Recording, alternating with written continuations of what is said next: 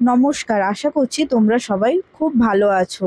অনেক দিন পর তোমাদের সাথে আবার শেয়ার করছি আরেকটি ভিডিও। ডিমের ঝোল বানানোর জন্য সবার প্রথমে আমরা ডিমগুলোকে সেদ্ধ করে নিলাম। আর যেই যেই জিনিসগুলো লাগবে, যেমন আলু, পেঁয়াজ, টমেটো, কাঁচা লঙ্কা, এই সমস্ত কিছু আমরা ধুয়ে ভালো করে কেটে নেব। কেটে নিয়ে এগুলোকে সাইডে রেখে দেব। দেখতেই পাচ্ছ টমেটোগুলোকেও কেটে নিলাম, আর ছোট ছোট করে পাতলা করে কুচি করে নিলাম। লঙ্কাগুলোকেও আমরা চিড়ে নিলাম, আর নেব রসুন কিছুটা। এই রসুনগুলো আমরা থেতো করে দেব, তাই জন্য গোটাই নিলাম। আর লাগবে আদা রসুন বাটা, সেটা আমাদের পেস্ট আছে বলে আর দেখালাম না। এবার ঠান্ডা হয়ে যাওয়া ডিমগুলোর খোলা ছাড়িয়ে নিলাম, ঠান্ডা হয়ে গেলে খোলা ছাড়াতে সুবিধা হয় তার জন্য। এবার দিয়ে দেব হলুদ, লঙ্কার গুঁড়ো আর নুন।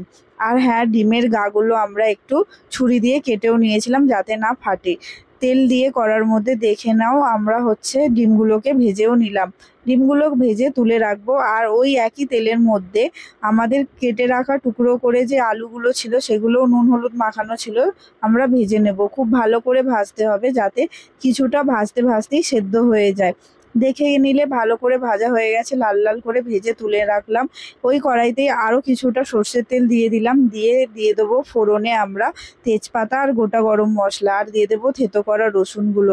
তারপরে দিয়ে দেবো কেটে রাখা পেঁয়াজগুলো। এই সমস্ত কিছু ভাজা ভাজা হয়ে আসা অবধি, লাল লাল হয়ে যাওয়া অবধি আমরা ভালো করে ভেজে নেব।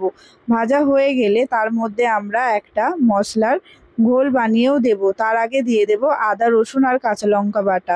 একটু সামান্য নুনও দিয়ে দিলাম যাতে পেঁয়াজগুলো তাড়াতাড়ি গলে যায়। এই যে মশলার ঘোলটা দেখলে, এর মধ্যে ছিল জিরে, ধনে, হলুদ এবং কিছুটা সামান্য পরিমাণের লঙ্কার গুঁড়ো।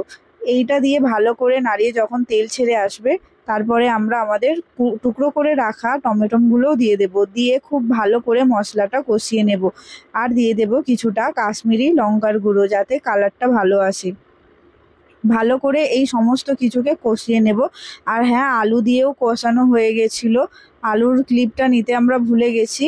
আর দিয়ে দেব চেরা কাঁচা লঙ্কা। সমস্ত কিছু ভালো করে কষিয়ে নিয়ে সেদ্ধ করে নেব, আর ওপর থেকে দিয়ে দেব ভেজে রাখা ডিমগুলো। তোমাদের কেমন লাগছে আমাদের ভিডিও জানাতে পারো কমেন্টের মাধ্যমে।